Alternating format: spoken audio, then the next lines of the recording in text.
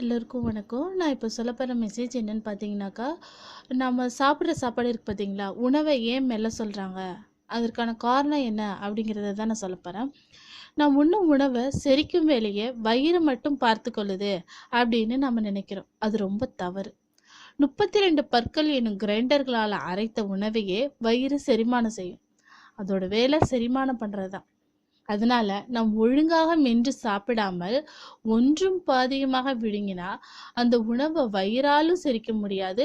செரிக்காமல் மிஞ்சிய உணவு உடலில் மந்தத்தை ஏற்படுத்தி உடல் பருமனுக்கு வழிவகுக்கும்.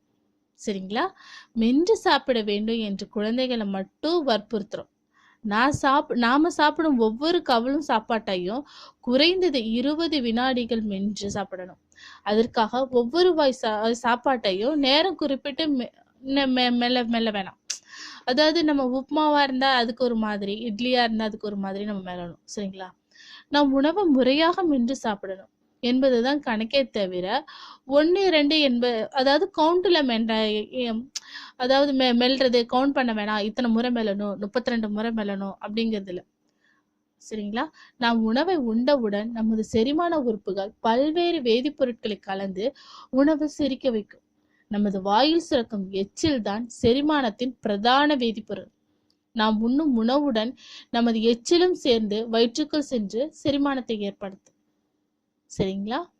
எதனால மென்னு சாப்பிட சொல்றாங்கன்னு இப்ப புரிஞ்சிருக்குன்னு நினைக்கிறேன். இந்த மெசேஜ் உங்களுக்கு யூஸ்ஃபுல்லா இருக்கும்னு நம்புறேன். பிடிச்சிருந்தா லைக் பண்ணுங்க, ஷேர் பண்ணுங்க. மறக்காம கீழே உள்ள சப்ஸ்கிரைப் பட்டனை சப்ஸ்கிரைப் பண்ணுங்க. தேங்க்யூ.